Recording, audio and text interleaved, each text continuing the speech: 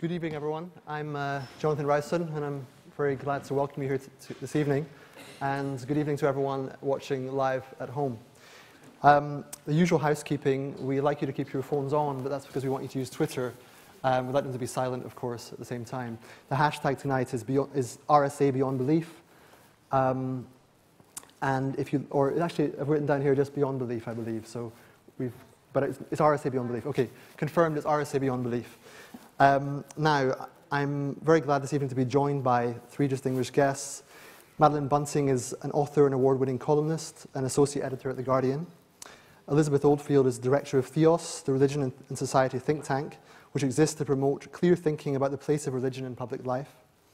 And Rowland Smith is a writer, lecturer, and consultant, a former prize fellow of All Souls College in Oxford. Robert's work applies philosophy, psychoanalysis, and literature to the concerns of everyday life. Now, I find myself in an unusual position this evening of being a chair who speaks. So I'm going to begin by talking a little bit, setting out the stall, and then we'll open it up to the others and then involve the audience. We're likely to go on until 7:45 tonight. It'll be slightly longer because there's so many of you and 4 of us. Now, I'm very grateful to be here, the first thing to say. The event's part of a 20-month inquiry called Spirituality, Tools of the Mind and the Social Brain, which has been quietly underway for a few months at the RSA. It comprises a mixture of research and 6 public events, of which this is the first. And there's a report scheduled, a final report, for the middle of next year. The work is financially supported by the Templeton Foundation and the Touchstone Trust, so thank you to them. And I'd also like to thank our CEO, Matthew Taylor, and Adam Lent for trusting me to pursue this work, because, as you might imagine, it carries some degree of reputational risk, and I'm glad that they sort of allowed me to go ahead with it. Now, I have a dear friend with a background in espionage who's fond of reminding me that the key distinction that helps spies to stay alive when they're in the field looking for intelligence is the distinction between interesting and important. So if you get that distinction wrong, you're often dead. And I think the fact that you're all here and the fact that there's such wide interest in this subject means that there's not much doubt that spirituality is interesting, meaning aliveness, belonging, becoming, being, delicious concepts that you can sort of feed off all day. But what is a bit hard to understand is why it's important. And that's really my focus tonight. We could spend a lot of time on definitions and clarifying relationship to religion, but I want to home right into why I think it matters and why we should take it seriously. There are ways to understand the spiritual that are intellectually robust and that make it look deeply relevant, personally, culturally, and politically. I would start with Mahatma Gandhi's famous statement that we must be the change we want to see in the world. We must be the change we want to see in the world. Right, sounds right, but how is the question. Gandhi's statement strikes a chord because it highlights the forgotten imperative to connect social transformation with personal transformation. And I believe we struggle to make that connection precisely because, unlike Gandhi, we're gradually becoming spiritually illiterate. When it comes to the very practical business of aligning our vision and our values with our daily actions, spiritual experiences, perspectives, and practices are invaluable. Now, when I say spiritual experiences, I mean here experiences that make the world feel viscerally meaningful. For example, moments of aliveness, rapture, and homecoming that, as Guy Claxon puts it, make ordinary experience seem vapid and attenuated by comparison. By spiritual practices, I mean the disciplined and creative activities that support human development, like meditation and yoga, but also, for instance, writing, art, or even running, things we do to strengthen our inner lives. And by spiritual perspectives, I mean the value-rich visions of what it means to be here, that underpin our worldviews and life stances, and contextualize those experiences and practices. This question of perspective is important. It's often where the science-religion debate comes in. What is your worldview? What are your fundamental beliefs? But the debate between science and religion often sounds stale and hollow because it loses sight of practices and experiences, which for many are more fundamental to spirituality. Now, I began with some expressions of thanks, but I want to give one other, which is to thank my former colleague, Dr. Emma Lindley, who tragically died recently. Emma helped considerably in the early stages of getting this work off the ground, and she would have enjoyed being here tonight. Matters of life and death have a powerful humanizing and leveling quality, as we discovered here recently. Such events bring us back to our common humanity, which is precious to all of us, and which becomes more visceral and tangible when it's threatened. Witness, for instance, in the solidarity and kinship we tend to feel in the aftermath of a terrorist attack or natural disaster. I mention such moments now because they illustrate a useful and generative distinction that I think is at the heart of spirituality. Spirituality for me is about our ground and not our place, and I'll explain what I mean by that. By our ground, I mean the most basic facts of our existence, that we're here at all, that we have this body that somehow breathes, that we exist through and for others, that we're a highly improbable part of a rather mysterious whole, and of course that we will one day die. That for me is our ground. In this context, the psychotherapist Mark Epstein helpfully adds that the spiritual is anything that takes us beyond the personality. As anybody who's faced a life-threatening illness will know, reflecting on this ground heightens the importance of not postponing our lives, of using the time we have for what really matters to us. And yet, research on the main regrets of the dying indicate the sad fact that we rarely actually do this. Most of us do, in fact, postpone our lives. The world makes us constantly think of our place, our constructed identities, our fragile reputations, our insatiable desires. And we're certainly not short of information about our place, reminded about it all the time. In 21st century Britain, the average urban adult is exposed to about 3,000 adverts a day. And we find ourselves caught up in what economist Tim Jackson calls the social logic of consumption. We are constantly called upon to reaffirm our attachment to our place, and we place our hope for a better world outside of ourselves. Of course, we need governments and markets, but their qualities depend upon our qualities as citizens and consumers. And where are we in that respect? Is the writer Stephen Batchelor wrong when he characterizes our default functioning in the world in terms of compulsive becoming or existential flight? The neglect of our ground has made public policy pseudo-objective in its emphasis, squeezing out emotion and experience. We document patterns of social isolation rather than empathize with loneliness. We tweak institutional design to improve social care, but say very little about cultivating kindness. We confidently debate the efficacy of treatments for clinical depression, but often conceal our very own sadness and sorrow. And we strain to justify the arts instrumentally, expressing their value in economic terms, while knowing in our hearts that's really not what they're for. And a growing number of environmentalists, increasingly desperate for traction, now find themselves referring to Mother Earth as natural capital. Beyond politics, technology, 24-hour news, and general busyness makes our life feel increasingly centrifugal, in the literal sense that we're drawn away from our center. The point of spirituality is to be a centripetal force, bringing us back to ourselves, bringing us back to our center. So the point is that while spirituality is often charged with escapism, in fact, I think the evasion of the spiritual is the real escapism. Well, this is why spirituality is now a radical stance towards the world, and one I think that we need. It's no longer radical to suggest that it's mad to fetishize economic growth, and it really is quite mad. Percentiles of gross domestic product are the focal point of our concerns. Above all, this is a measure of human progress that's completely unrecognizable at a personal scale. It's no longer radical to suggest that the default 5-day working week, I mean, where exactly did that come from? It may not be helping us when many of us are ill due to overwork, and others, especially the young, are frustrated to be unemployed. And it's no longer radical to suggest, along with our finest scientific minds, that the climate alarm went off long ago, and we really have to wake up.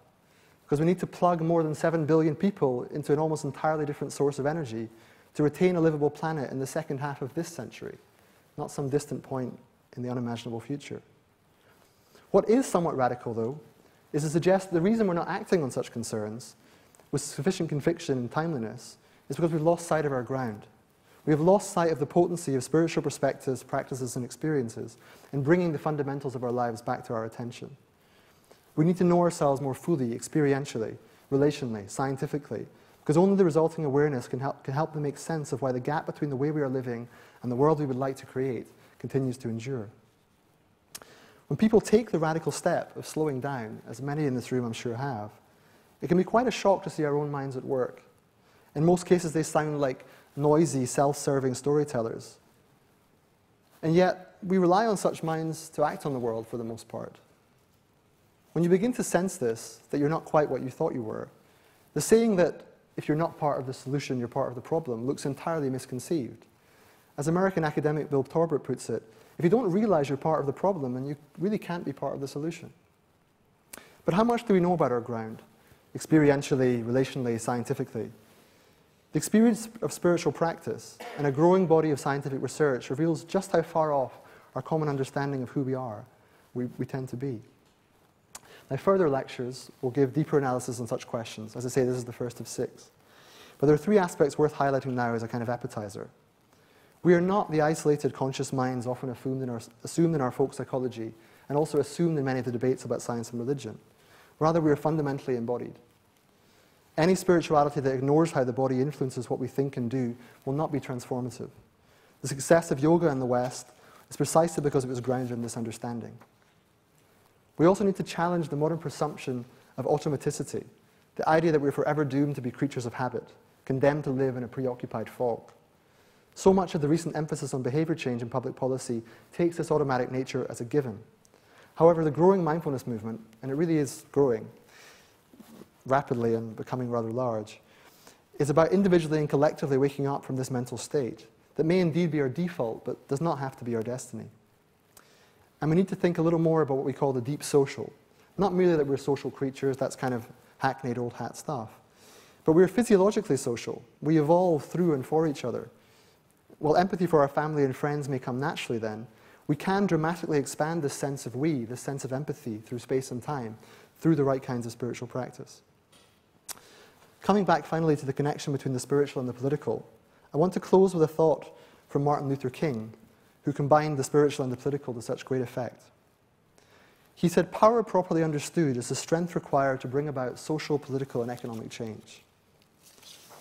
One of the great problems of history, he said, is that the concepts of love and power have usually been contrasted as opposites, polar opposites even, so that love is identified with the resignation of power and power with the denial of love. Now we've got to get this thing right, he said. Power without love is reckless and abusive, and love without power is sentimental and anemic. It is precisely this collision of immoral power with powerless morality which constitutes the major crisis of our time. Spirituality, which we have to take seriously, for me is about coming to know the deep sources of our power and love, and celebrating the hard but joyous work of bringing them together. Thanks very much.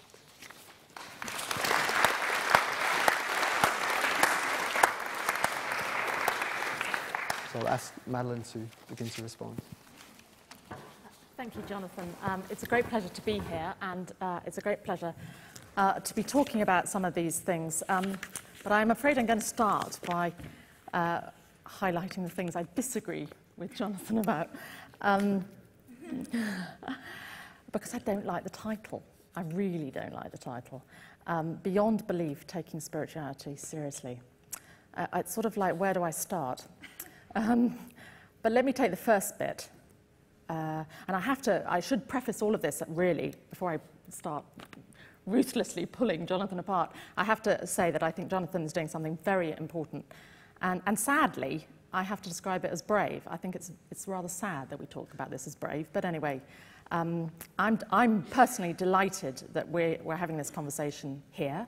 I think the RSA and its founders would have entirely understood the importance of this kind of conversation, even if some of the generations in the intervening 200 years may not have done.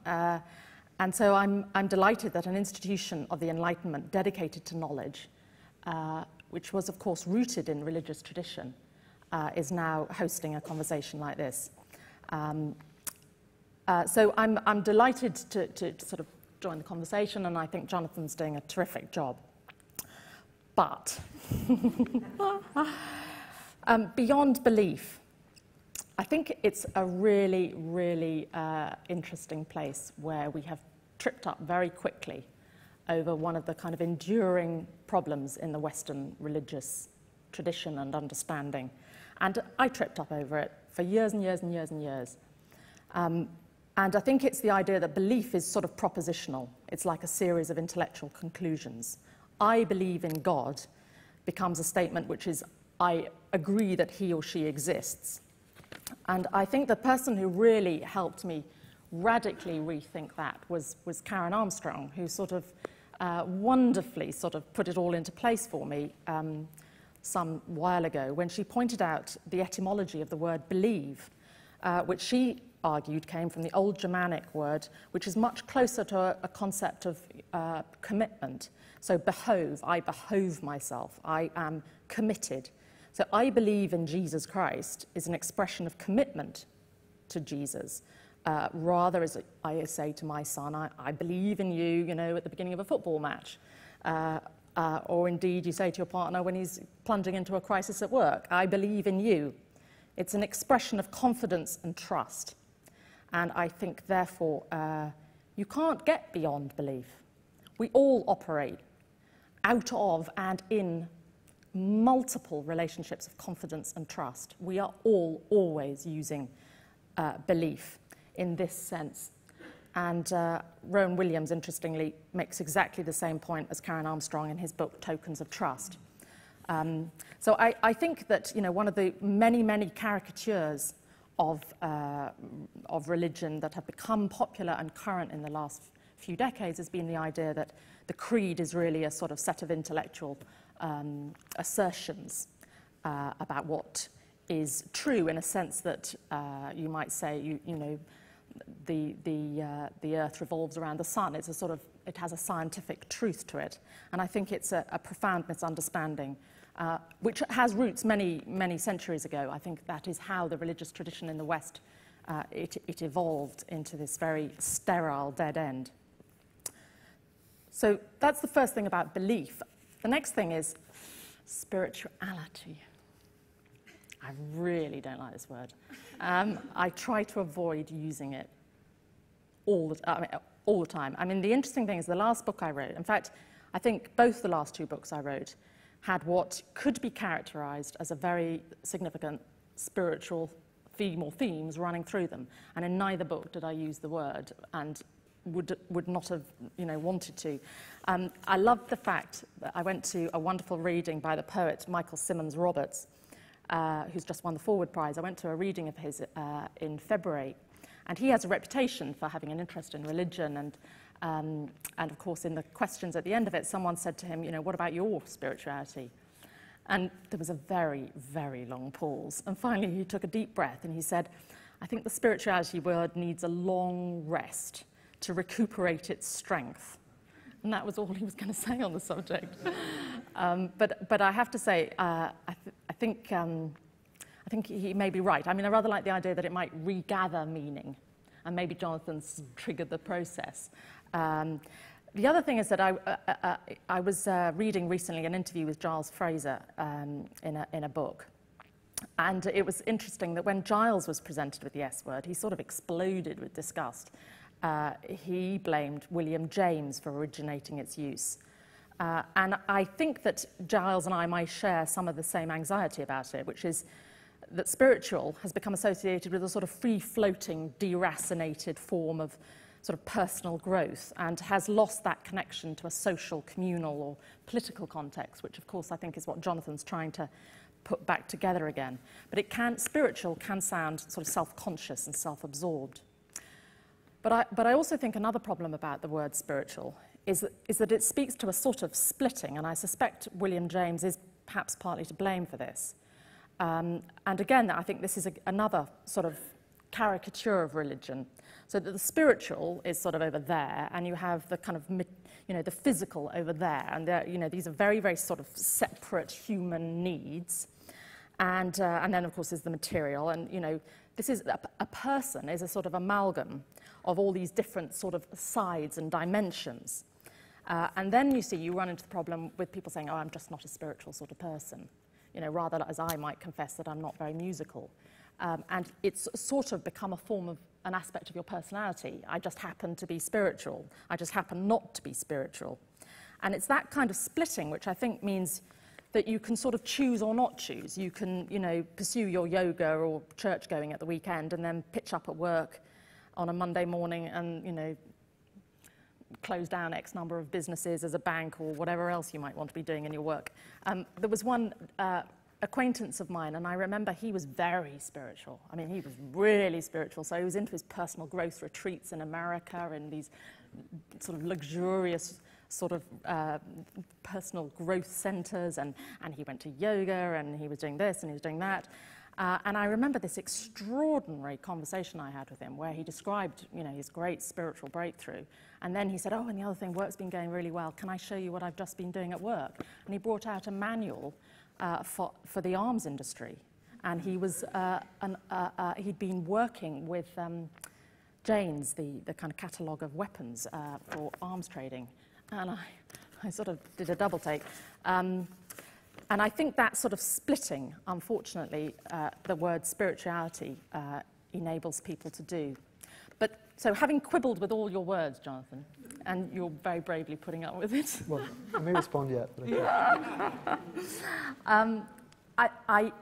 I'm then after then, you know, if we can find a language that we can agree on, and I don't think this is just a trivial point about semantics. I think the language that we find to discuss these issues is terribly, terribly important. It's probably the most important thing right now, because we have lost contact with this conversation. We don't know how to talk about it, and if we can find a language which really begins to cut through, then the conversation can begin to happen. Because Jonathan has talked about a whole number of things that I am deeply, deeply interested and concerned with, and very, very interested in. So in a bid to sort of just highlight the areas of agreement that Jonathan and I share. So just to start on the really important one, which is this imperative to connect social transformation with personal transformation. And perhaps I would add into that social transformation and political engagement with personal transformation. These are profoundly interconnected. The only thing is that to my surprise, since Jonathan and I talked about this 10 days ago, I've discovered that Gandhi never said that. Oh, God. I'm sorry about that. Well, it's on... Okay, carry on. Okay, so apparently, well, I then got curious because I saw this at the weekend in a book review. So then I Googled it today, and apparently that's a bumper sticker formulation, which actually Gandhi is much more kind of complex wording and much more nuanced. This is great, because I'll claim it as my own from now on. So. And Gandhi gets around the problem that a lot of people have with that phrase, be the change you want to see in the world. Because the danger about that phrase is that maybe that's as far as you go in terms of seeking change. So if you change yourself, you don't need to really worry about anything else. Get yourself in order ethically, and then you don't actually need to engage in those complex, difficult, painful collective struggles. Gandhi, I think, in his much longer formulation, I mean, I wasn't going to read it out, it's a paragraph or two actually, has been compressed, and I think we lose the real force of what Gandhi is saying, which is very, very much your point, Jonathan, about connecting social transformation with political struggle and with personal transformation. And I think that that sort of I think that the bumper sticker problem is actually quite important here, because I think lots of people see spirituality as very self-absorbed and sort of picking fluff out of your own navel type of thing. So that, you know, you don't need to sort of worry about the rest of the world. You just sort of embark on your own wonderful, enticing, extraordinary personal journey. And I think that was very, very far from what Gandhi was trying to say. So we are in a curious position where we find we can't agree on a common language. We're embarrassed about even raising the S word, and there's one friend of mine in the audience, and she was involved in a series of events at the ICA, I think, where she entitled the S word, and we were embarrassed 15 years ago or 10 years ago, and now we're still embarrassed. So it does sometimes feel like we're not making a lot of progress. And I wondered if it would be sort of helpful to sort of unpack what it is that I think spirituality is used to label. What gets bundled into this label. And I'm completely with Jonathan about the evasiveness for central truths, for which we can find no emotional resolution and no account to give for them other than some kind of cruel chance, and which results in the kind of painful stumbling in the dark when dealing with crucial life events. So the kinds of, I sort of rattled it off, and it's a bit of a random list, but I found it quite helpful to interrogate myself. What are the types of things I would, if pressed, feel come under the label of spiritual? What are these fundamental aspects of our life experience that we're so evasive about? and which I believe that culturally we're unprepared for or to engage with, if you understand. So here we go, okay, this is a sort of bit of a shopping list. I've got about 5 or 6 things. So first of all, I think that at the heart of a spiritual engagement is the astonishing nature of our lives. We live for 70 or 80 years, if we're lucky, on a planet which is billions of years old. We experience extraordinary things, such as creating new life. We see beauty, we love, we recognize astonishing courage, integrity, and compassion amongst our fellow human beings. And equally, we recognize appalling brutality, cruelty, wanton greed, and terrible injustice. And out of all of this feast of wonder and horror, human beings search for meaning, for connection to other human beings, to animals, to the natural world. And we long for a depth of experience, of freedom, joy, peace, equanimity, which gives a truest sense of being alive. Spontaneity, exhilarating, a sense of possibility, deeply fulfilling. And I think Ruskin got it absolutely right. There is no wealth but life. I think we struggle for the honesty and courage to face life squarely, both its joys and its tragedies. We hope to develop the insight to live our lives wisely, and we recognize the frailty and shortcomings of our own nature. And we struggle to face honestly the frailty of our lives, that we or those close to us can die at any time, that this radical uncertainty is an inescapable part of being human, that we age, and as we decline, we suffer pain, and that in the course of our lives we inflict suffering on others through thoughtlessness or cruelty. This is what being human is all about, and all these questions permeate every aspect of our lives.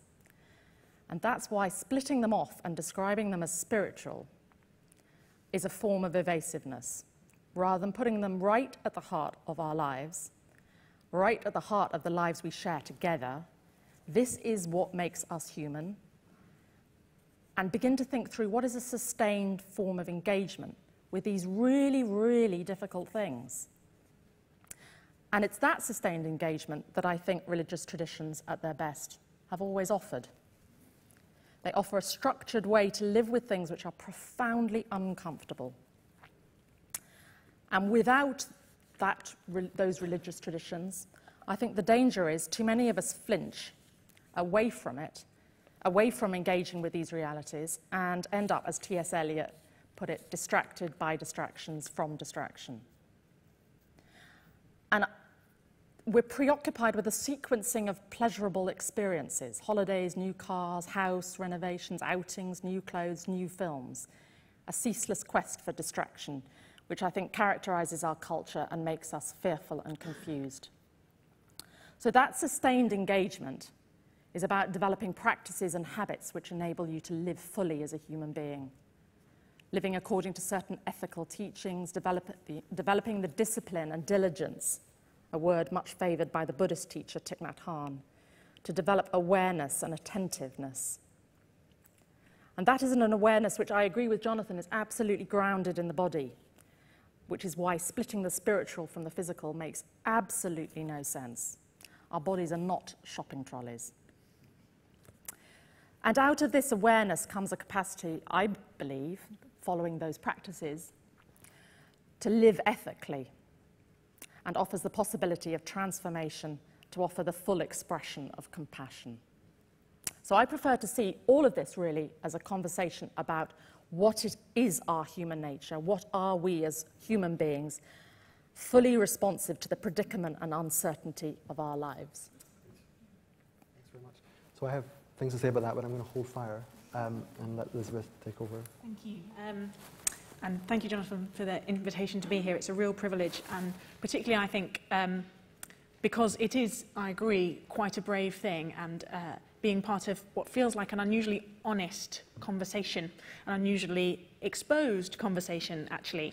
So one of the things I'm going to try and do today is embed the kind of theoretical in the personal, because I think one of the elements of spirituality is that it is inescapably personal. You can't really talk about it in the abstract. And it's funny that I almost feel like I need to apologize for that up front, but I just have. So I'm the director of Theos, which is a religion and society think tank with a broad Christian basis, and we've done quite a lot of research in this area on kind of post-religious Britain. What does this group who sit between the kind of committedly religious and the sort of consistently atheist, who are probably the majority of the population, what do they look like? How do we perhaps believe, behave, belong? But I think I'm here not because of that research that Theos has done, but because I am a Christian, because I'm the kind of out-religious person on the panel, and I can perhaps help us explore some of the what the relationship might be, or what it has been, what it could be, and what it should be, between the kind of spirituality that Jonathan is proposing and between faith traditions. I'm going to do slightly the opposite order to Madeleine, start with what I think are the areas of convergence, the areas that I really want to affirm, and then go on to what I think might be areas of kind of divergence and perhaps tension.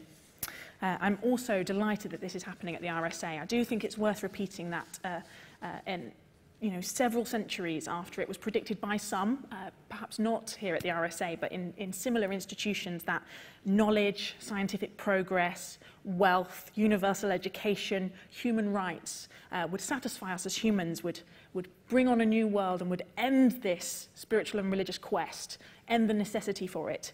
Here we are, having achieved many of those things, still talking about what's missing.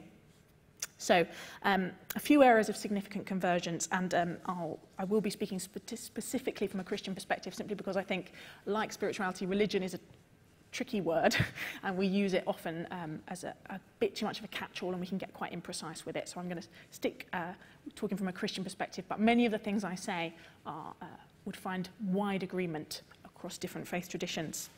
And I think the key thing is the conception of the human. I think there's a fascinating and very welcome anthropology running through what Jonathan has said, which rejects the Homo economicus model, the rational man, and I say man advisedly, the conception of a fully independent, fully rational decision maker, which consciously or not, I think our society tends to default to, or at least has defaulted to, both in our kind of personal lives and in our public policy and elsewhere. And instead what I see Jonathan proposing is a much more kind of honest and authentic anthropology, which acknowledges our interdependence, which acknowledges particularly, and this is what I think's so honest about it, our frailty, our failing, our sadness and our sorrow. And this is something that Christianity and other faith traditions have been very comfortable with. One of the things that attracted me to Christianity actually was its psychological realism. It felt like its vision of the human being as both full of original glory and potential and grace and love, and a very deep shadow side made sense of how I felt about myself and the humans I encountered in the world. Of course, the classical doctrinal word for this shadow side is sin. And I sometimes think maybe we should try and resurrect that word, but it's become to be associated with kind of lingerie and chocolates. So a more accessible way of describing it, which has been coined by Francis Spufford, and I need to give full credit to him, and forgive my language here, but I think you reduce the impact of it if you bleep it. He uses the phrase, the human propensity to fuck things up, and he reduces that to the acronym HBTFTU. And that's been quite helpful, I think, to be really honest about that. Something running through us, there is a very deep propensity to fuck things up. It's a pretty good descriptor. So whether you want to use the word sin or HBTFTU, which is unpronounceable, or our inability actually to get beyond our own ego, perhaps to go beyond our own personality, this concept that we're grasping at, as has often been said, is fundamentally at the heart of the human problem.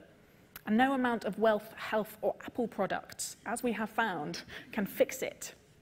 Spirituality that takes this seriously, that is willing to occasionally problematize human nature rather than excusing it, which looks unflinchingly at, as Jonathan puts it, the gap between the way we are living and the way we would like to be living, which echoes St. Paul, can only be welcomed. Another element of the anthropology coming through here that I would really welcome is something that Madeleine's mentioned, this sense that we are not evidence Daleks. We are not people who demand kind of, where is your evidence? Give me a spreadsheet before every decision we make. actually, for the vast majority of our lives, we are going on experience, instinct, and emotion. And I think lots of the developments we're seeing in neuroscience and in social psychology and elsewhere are backing this up. Jonathan Haidt's, Ian McGilchrist's work that has been really profiled here is probably important here.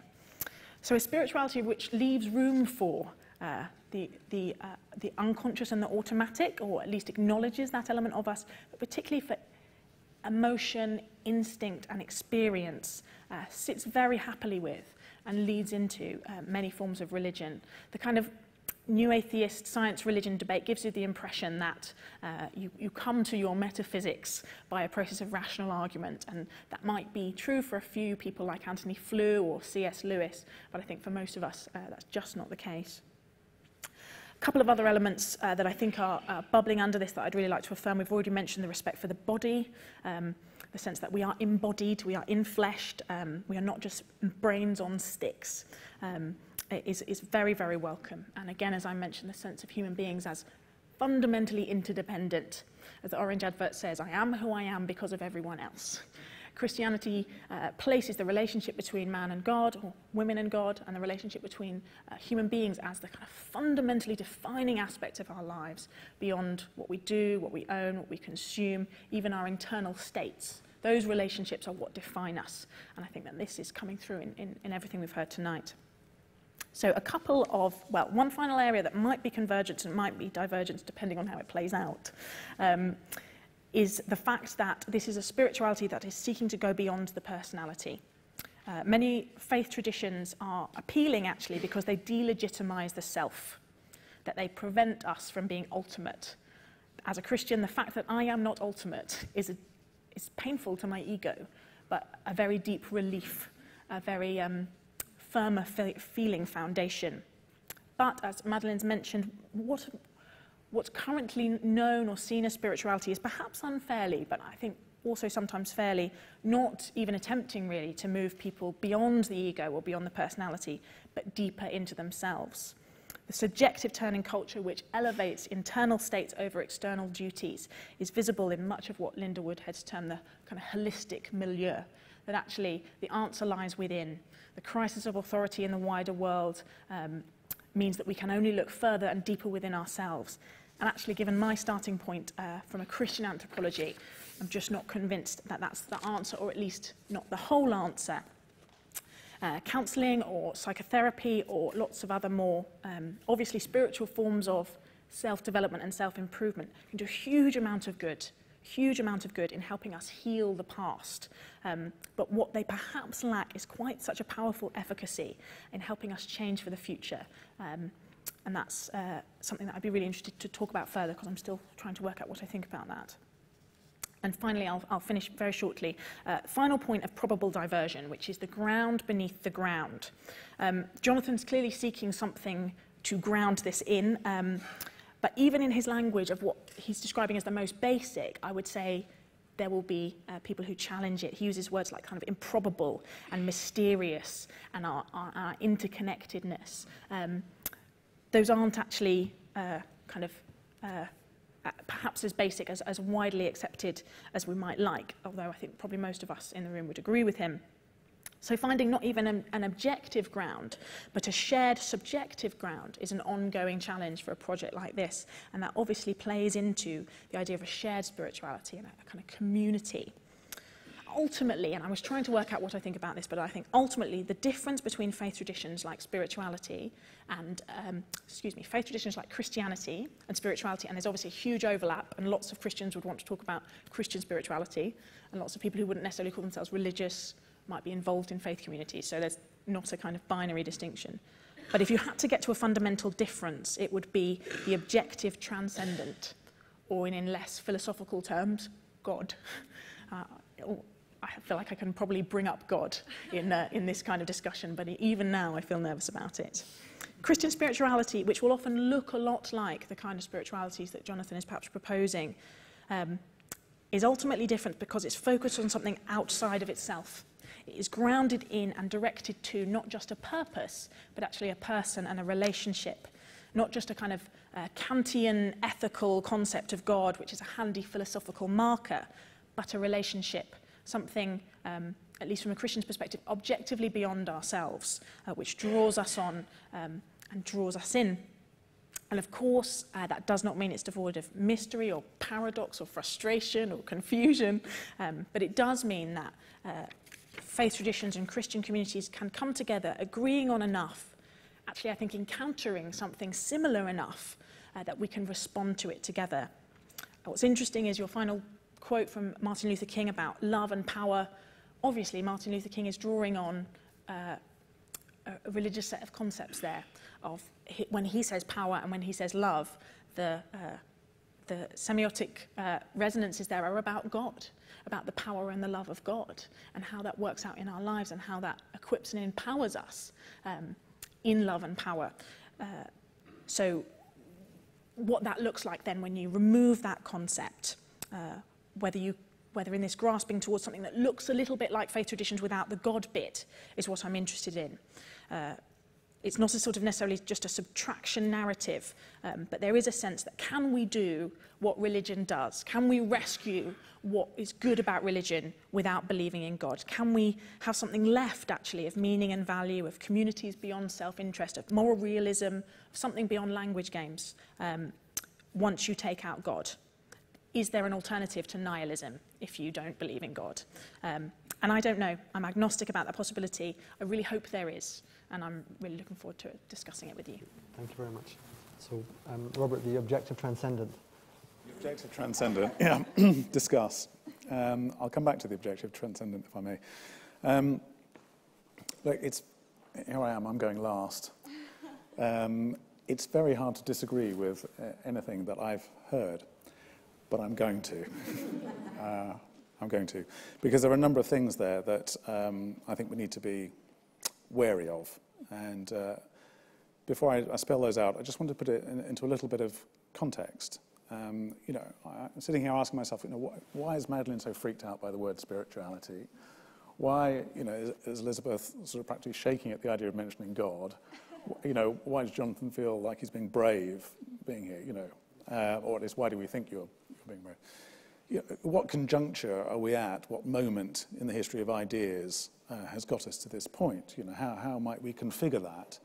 And I don't know, but if I think about this in a very crude way, it seems like, in the history of, certainly in the history of the educated West, there was a time when we could talk about religion and spirituality. If you're in the Middle Ages, it was probably okay. There weren't that many atheists, there were a few, but there were fewer and far between. We then have the Enlightenment, and new values of reason and science and medicine begin to challenge belief in God, and we have a beginning of a penetration of atheism into a wider non-intellectual, not exclusively intellectual community. And in the 20th century, and I think Adorno and Horkheimer probably spell this out most convincingly, God died in Auschwitz.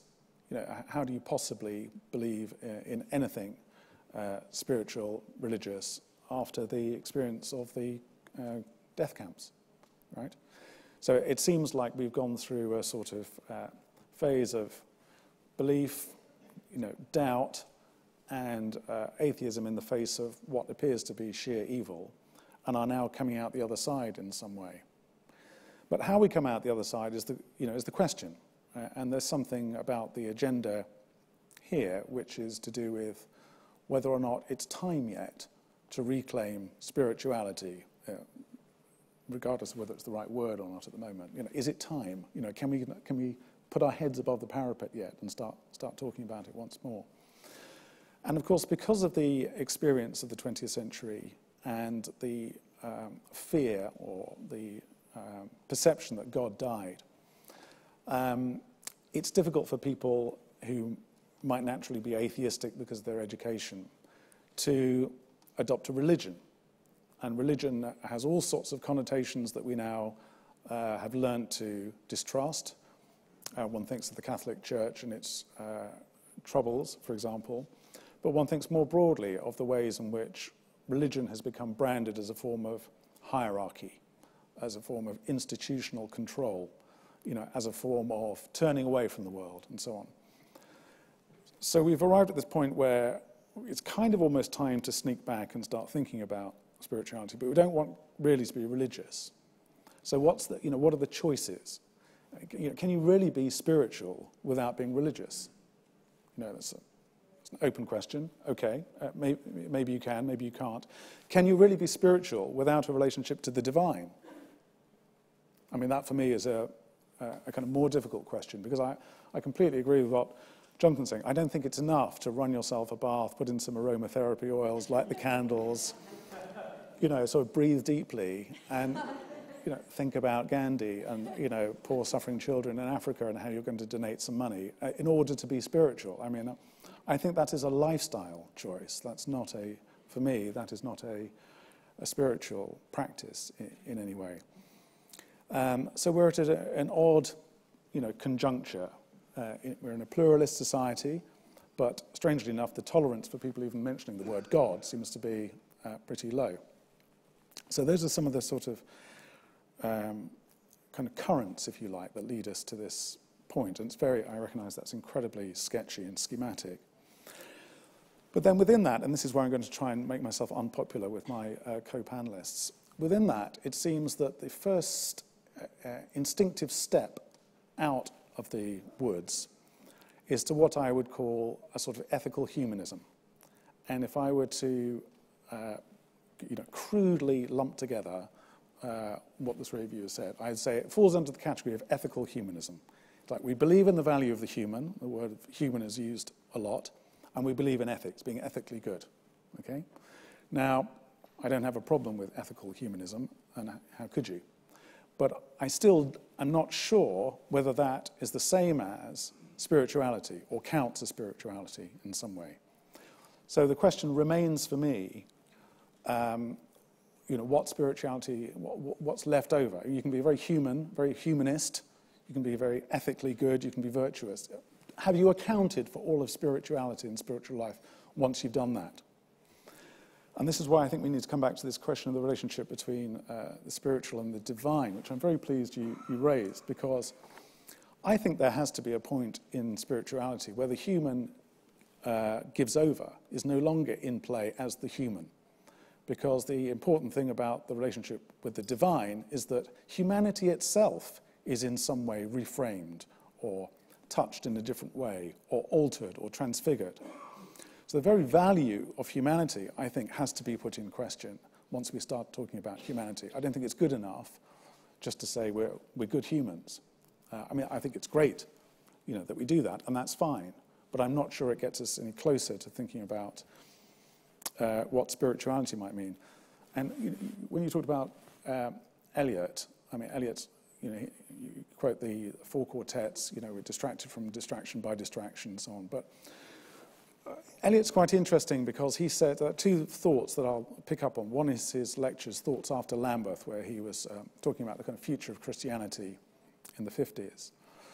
But another is other aspects of four quartets, where he talks about not just getting rid of the ego, but really getting rid of humanity altogether in a radical sense. It doesn't mean being a bad person, it doesn't mean being evil, but he talks about the possibility of a relationship with the divine dissolving humanity, and the way in which divine time cuts down almost vertically, like a kind of, he likens it to an arrow and the dove and all sorts of things, and kind of splits asunder humanity altogether. So your ground is actually shattered. There's no ground really left in Eliot, as far as I can tell. It's a pretty radical form of theology. So that's one thought from Eliot. And the other thought is in his stuff about the future of Christianity.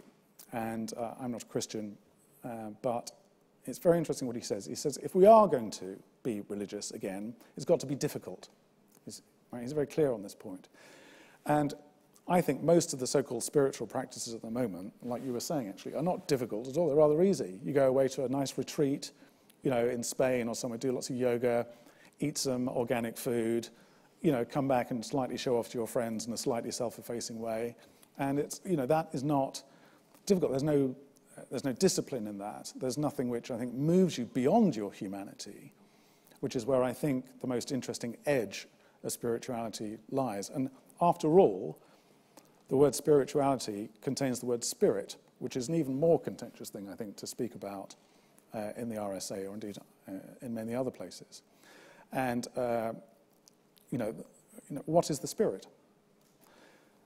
We've talked about embodied knowing. We are embodied creatures. But the extraordinary thing, I mean, I'm a philosopher, and the transcendent being in Hegel, who writes a lot about the spirit, he wrote a whole book called The Phenomenology of Spirit. He said the spirit must appear, it must become real, or it's not valid. If the spirit doesn't manifest, it's just an abstraction. It's got to become a phenomenon. It has to be phenomenologically present. So it has to become embodied. But just because the spirit becomes embodied, it doesn't mean that there's a splitting between spirit and body. The two are integrated in some way. So it's how, for me, we are embodied and spiritual while being ready to put our humanity aside. And that, for me, is the interesting question. Great, thanks, Robert. We have a really informed and large audience, including some coming in from online. So I'm just going to take a few minutes to respond to those comments before opening up to everyone else. But the first thing to say is, look, I'm not unaware that the term spirituality is somewhat contested, problematic, that it has some baggage. I'm not unaware that people associate it with, scented candles and groovy emotions, and that it can look facile. In some ways, that's the tragedy, because we don't, as Madeleine pointed out, we are bereft of language forms to connect with these things that really matter to us. Professor Gordon Lynch at Kent University is an advisor on this project, and he describes it as a placeholder concept. It's not so much that it pins it down and says spirituality is X, Y, or Z. It's that spirituality sort of puts the ball into somewhere in the pitch, and then you go after it and try and talk around it. And that's kind of its function here. I'm using it pragmatically. I've tried hard to sort of pin down more precisely what I mean by it in a way that doesn't eschew religion entirely, doesn't completely reject any notion of the divine, but nor does it necessarily rely on it. And again, coming back to Elizabeth's point, it is quite important to be personal. So just let me briefly say I'm culturally Christian. I grew up in a family that didn't have church or creed or congregation as part of our life, but I still feel a bit guilty on Christmas Eve if I don't go there. And I am now married to Shiva, who's a Hindu, so I have certain moments at home where I find myself praying and I'm not quite sure to what. I'll be chanting, I'm not quite sure to what, but it tends to make me feel whole and alive, and I'm glad to have that. And I've read a great deal of Buddhism and philosophy and got tripped and got high on this stuff quite a lot. So the point is that there are a lot of people who are a bit like that, who have a kind of checkered past, who don't have a clear sort of cultural or ethical grounding or in a religious tradition, but they're not rabidly atheistic either. They don't sort of think that religion is authoritarian and controlling necessarily. They see a great deal of value in it, but they just can't sign up to it. And as someone put it to me recently, that the problem is it's very hard to see a way back to organized religion, a way back to traditional forms that we're used to. Now, it might be about reinventing existing institutions and practices, but it might be something very different. And I think for me, part of the challenge is to rethink who we are with all the resources we have, and that includes experience. So for me, the reason it's not just about candles and misquotations of Gandhi is that spiritual practice actually is not at all easy. Most forms of it, at least, are extremely exacting. Anyone who's tried to actually meditate in any sustained way finds within a matter of seconds that their mind is wandering off. It takes a great deal of mastering over many years to transform, to actually become a different kind of mind, a different kind of person. And what's beautiful about that is in many of these forms, it's not just a mental thing. It actually gives rise to feelings of loving kindness towards other people. So I guess the point is to acknowledge the risks here, that spirituality has become somewhat adulterated over time. That's not how I'm trying to use it. Madeleine's right to say it's problematic, but then the question is, what do you use instead? And a final point on belief. It's absolutely right that belief has been misunderstood as something propositional, logical thing that you sort of sign up to. Beliefs are embedded in our culture. We kind of pick them up through osmosis, and there's also this dimension of commitment. But that's kind of what I meant by going beyond belief. It was really this notion of belief as we understand it is not good enough. It doesn't help us. So I guess I'm just trying to reassure people that this wasn't just the back of an envelope kind of thing. We have sort of thought about these things. Okay. So we have a wonderful audience, I know, from our list. So we're ready to take questions. Before we take from the audience, I'm going to ask Matthew Mezzi if he's here. Raise your hand, please. Do we have anything from the cyberspace? Really? Okay, so cyberspace is not feeling spiritual. Good. I hope that's different in here. We have mics at the back, so when you're ready, who would like to go first? Okay, yeah, one at the back there, please. This is not a question. Can I give my opinion of a spirituality, or it's just about questions? Any question you like, as long as it's I don't have a question. relevant. I have my own opinion about my own experience about being spiritual. Is that okay? Huh? If it's brief, there's no problem. Yeah. Go ahead. I feel, I don't want to use the word belief, because we all have different belief since we have different way of perceive life. And it's our conditioned mind who make us believe things in a different way. So I feel about spirituality, about my own experience, something that we definitely choose. That's why it's very hard. And it doesn't belong to everyone in that sense, because we choose that. It's my choice to be spiritual. It's my choice to be a better person in the world. And if I start doing this for myself, which is the only way I can help others, feel compassionate and in love with others. But the process of love and compassion starts from me. I studied medicine, and I felt love during my career and my work by receiving babies when they were born. That's spiritual. It's the science of the body, it's the neuroscience of the body that make us feel our seventh sense, which is awareness. And in awareness, we become spiritual. Thank you. Thanks very much. We have a question at the side here. And I would encourage you to raise your hands relatively early. What we tend to find at the RSA is we have a massive flurry at the end, and we have no time to answer to deal with them all. Yeah, William Hunt, fellow. A question. Eons ago, I read a paper about a brain activity called the God spot. It was called at that time, generally speaking, I think, which was a part of the brain which was particularly active during things like prayer or meditation and that sort of activity. Has there been any further development on that? I mean, I know a little about that, but not much, which is basically the brain lights up when you eat a cheese sandwich. The brain lights up in response to any activity. And the fact that you find correlations between certain kinds of activity and certain kind of neural activation is sometimes quite edifying and reveals something useful, but very often it doesn't. And in this case, the point is that when we pray or meditate or have some kind of transcendent experience, of course it shows up in the brain. I mean, it has to. It's sort of part of what we're experiencing, our experiencing device at some level. Okay. Yeah, but so what? Okay, so Jules.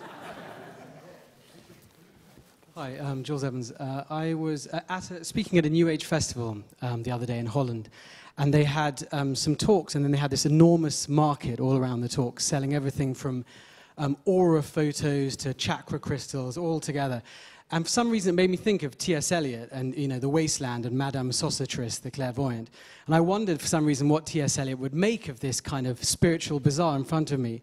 And then I thought, in some ways, he was one of the guys who invented the New Age, because, you know, he had a very pick-and-mix attitude before he became an Anglican. He studied Sanskrit, he had Hinduism in the Wasteland and Buddhism, all these kind of different things. He was of that generation, like William James. They were pluralists. They suddenly saw the value of all these different spiritual traditions, and that kind of pluralism has become even more, you know, 100 years on. So my question is, when we have such knowledge of all these different spiritual traditions and the value of them, do you think we can go back to just kind of committing to one religion? Okay, I think initially Elizabeth, and then I'd like Madeleine to comment as well. Well, obviously I think yes, because I have. And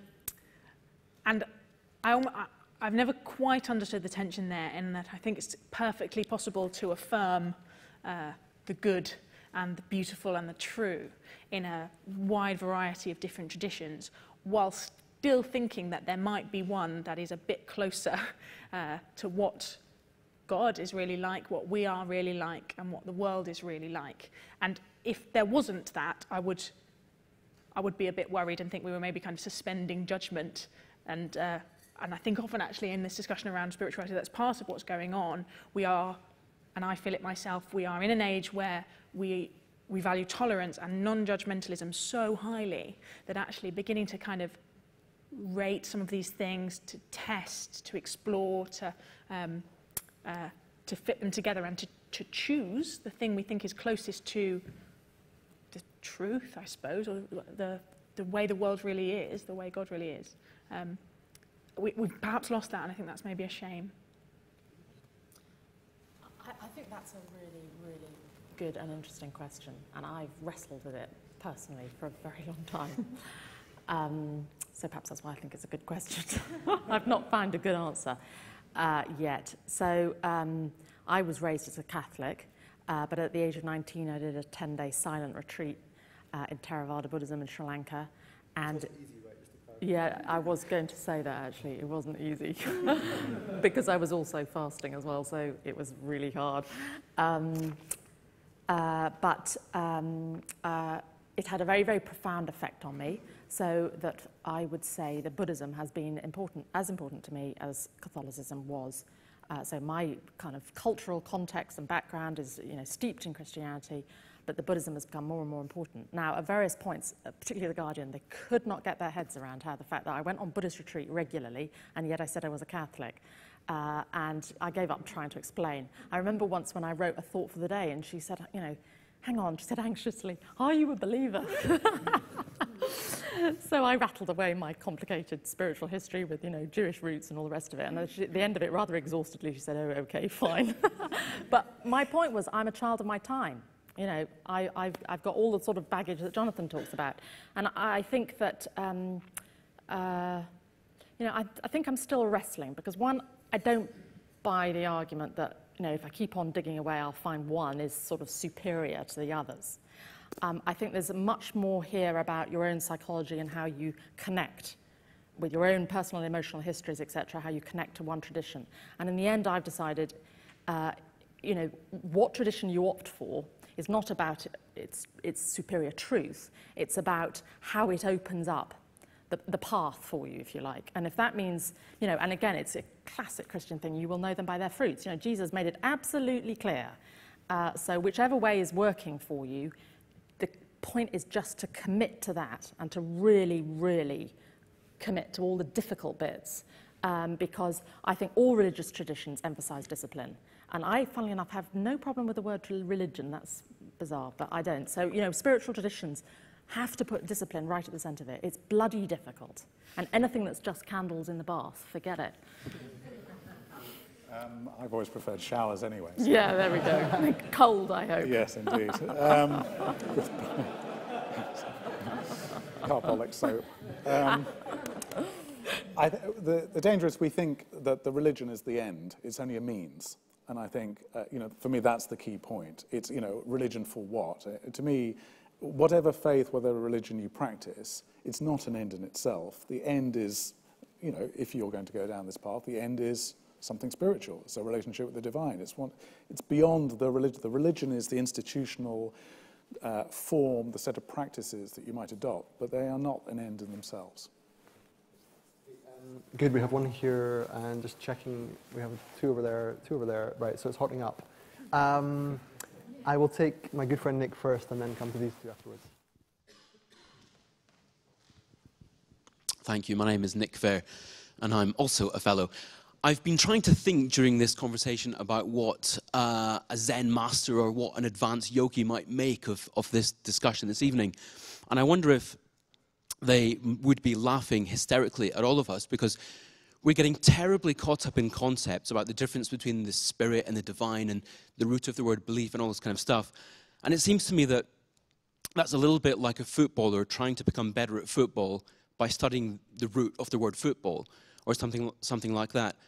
And I want to ask you whether you think the intellect here is a help or a hindrance. Great, okay. So we'll take this question actually because it's quite a profound one. Who wants to take it first? Yeah. I think I would just really repeat what I said about the kind of underlying anthropology. It's a help and a hindrance. It is both necessary but not sufficient, and an anthropology that acknowledges the whole complexity of how we make decisions. And when we talk about kind of the importance of embodiment in spiritual practices, we don't mean that, I think, as a kind of theoretical thing, but actually use your body, do some things, you know, go places, feel things. If, in religious terms, join a community, pray with them, get to know them, take communion as a way of entering into those kind of disciplines. So I don't want to kind of throw out the intellect. I don't think we can, but neither do I think that it's the be-all and end-all. Great. And Robert, you already kind of pointed to this when you spoke about means and ends, I think. Yeah, I mean, I think the intellect is a resource. It's one of our resources. You know, we don't need to kick it out. It's one of our, but it's not the only resource. You know, we have other things. I completely agree. We have embodied ways of knowing. We have emotional ways of knowing. Personally, I put slightly more weight on embodied ways of knowing than emotional ways of knowing, because in the sphere of emotions, we are so prone to projection and interpretation and being caught up in our own personal interests. You know, even now, you know, there's a kind of emotional exchange of some kind between us. We're reading each other, feeling good, bad, and so on. You know, there's a kind of melting pot. Right. And, you know, it's not necessarily that reliable, but how you feel when you walk into a room. Your body is, generally speaking, a better reader of situations than the mind is. And so, to that extent, I completely agree with what you're saying. Okay, great. Madam, do you want to take this, or should we move on to two more? Well, why don't we... Yeah, okay, great. Some more questions. There's two questions here, I think. Hi there. I think it follows on from what you were saying a little bit, my question. I've probably spent most of my life looking at this issue for one reason or another. And as Madeleine said, I was part of the ICA exploration into the S word at a time when I thought the S word should have a capital S. 12 years, 13 years on, I'm now asking the question, should we not demote the word spirituality back to a small s? And why isn't it enough just to see spirituality as a perspective? So we have a materialist perspective, we have a spiritual perspective. And if we just looked at that as a divide, it's worth it, because if we're looking at the Gandhian question, how to be the change we wish to see in this world, and if we look at what problems we think we have with our society, aren't the issues of erring on the materialistic perspective or materialist approach? And what we're looking at now is a more spiritual approach. That also, I have to say, ties in with the question about how the brain operates and whether or not there aren't spiritual and materialistic approaches to how we construct our reality, for example. Thank you. Just on the perspective point, I mean, I made a point of saying perspectives, experiences, and practices, because for me, all three of those are essential. It's like, if you're going to refashion spirituality to be something constructive force for good in the world, that is in some sense transformative of people, that helps them to act more effectively, then I think, yes, you need a perspective that's probably less materialistic, more compassionate, and so forth. But you also need to ground that in daily practice, or regular practice. And you need to be motivated by certain kinds of experiences of warmth, belonging, affection, and so forth. Okay, great. We had a great. So we have Chris. No, we have not Chris. Yeah, it is Chris. Yeah. Hi. Yeah, my name's Chris. I'm interested about the animal, and maybe C.S. Lewis's portrayal of God as animal. So anima, spirit, breath. This sense of the animate. And if there's, yeah. Well, basically, are we, to quote Peter Singer, speciesist when we're talking about the spiritual? Would it be more helpful to talk about the animate? And I've got vague connections with Lamarck, pre-Darwinian idea of pouvoir de la vie, this sort of life force, this animation. But animals, the non-human, basically. Does that make sense? I think Elizabeth. Thanks, Jonathan, thanks. They know each other. You can help us out. No, I don't know what the question is there. We are possibly a bit speciesist, but I think probably we've got enough on our plate with just the human, so let's kind of start here. Okay, great. Question, okay, 2 in the middle, and we're going to take these ones together and try and do a little blitz. 2 in the middle, and then there's 1 or 2 at the back. My name is Adam Hart. I'm a fellow, I suppose. I think the... Come on. I didn't hear that.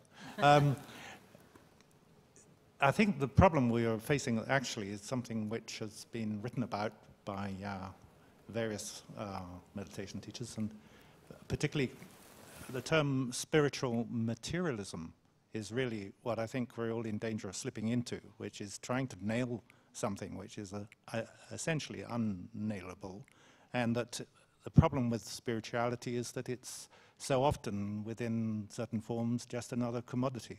Okay, yep, I take that point. We will take the next question for now. Claire O'Connor, also a fellow. I'd like to ask about political parties. Can our political parties, in the age of austerity, say or offer anything on spirituality with a capital S or a small s? Great. Madeleine, what do you think? It feels like you've just read my mind, because I was having a conversation about exactly this morning, which is a politician was asking just the same thing. And I think my advice is that it is really difficult, because I think it looks like a way of trying to win people's acceptance of the status quo, i.e. you're not going to be materially better off, so you just concentrate on your spiritual life type of thing. So I think it's fraught with sort of political danger. On the other hand, I thought, the news stories at the weekend, which is that the next generation will be substantially less middle class, the middle class kids in the future are going to be substantially less well off than their parents.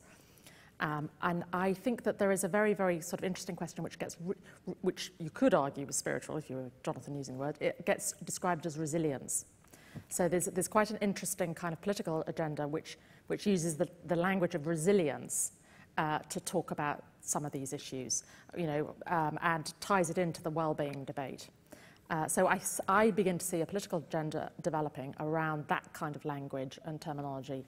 I think it's important. How do we grow poorer, and how do we, as we grow poorer, maintain or possibly even increase our well-being? And I think that's a really, really interesting question, because we know getting richer doesn't make us happier. So is there any reason why getting poorer should make us more unhappy? And actually, it's just an enormous amount of advertising that tells us all the time that the way to be happy is to material possessions. But actually, we know that's not the case.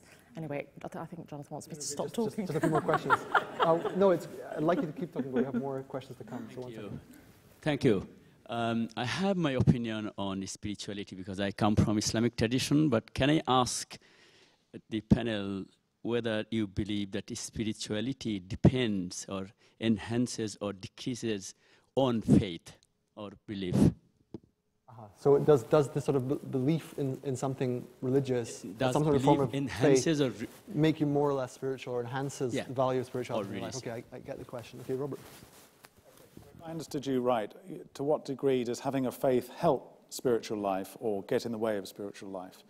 Well, I think the answer can be both, frankly. I mean, there are plenty of people who practice a faith and get very caught up within the faith and lose sight of, the ultimate end of that.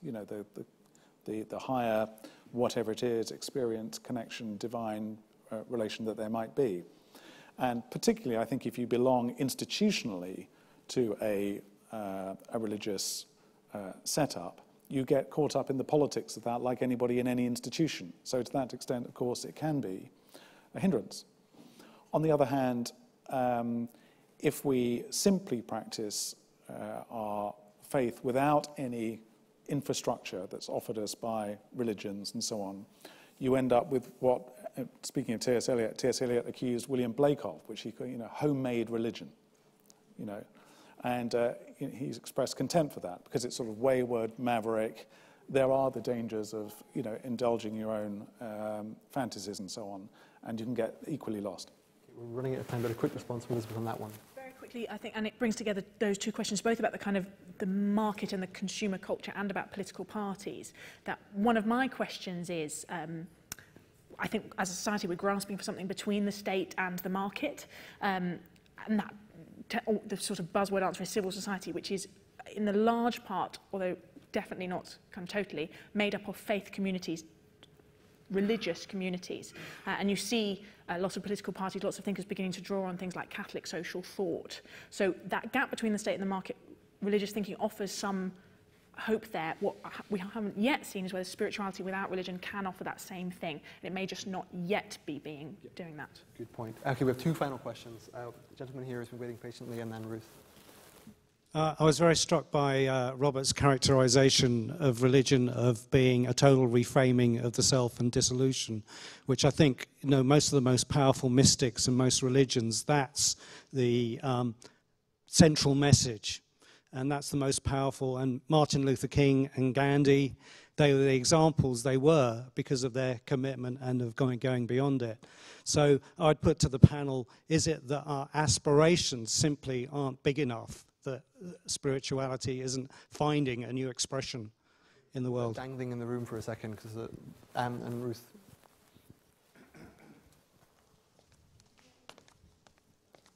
Is that on? Is it working? Yeah. Oh, sorry. Yeah, I just wanted to come back to the question of whether the divine and the kind of objective transcendent is necessary, and to ask whether we could maybe expand the kind of way that we imagine that, whether the kinds of ethical claims that others make on us, where we experience them, we feel them, but we experience them as transcendent to us, and people in our everyday lives might take that form without it necessarily needing to be a kind of traditional God, a kind of asymmetrical relationship. I'm thinking there in terms of another philosopher who was writing after the Holocaust, Emmanuel Levinas. That might be a resource. Great, thank you very much. So we've left with two big concepts there. Our aspirations are not big enough for this to yet take hold, and a reframing of the objective transcendence. So that's a nice sort of way to end. We have run out of time. We can't really explore those questions, unfortunately. Have to draw this to a close. I want to thank RSA Fellows for helping to make this possible, and I hope you'll continue your journey with us. We actually have another event on November 26th, which I hope you put in your diary, which is Professor Guy Claxon drilling a bit more deeply into this idea of the spiritual being about embodiment and bringing to bear some of the cognitive science that lies behind that. Finally, all that remains for me is to ask you once more to join me in thanking our wonderful panelists this evening. Thanks very much.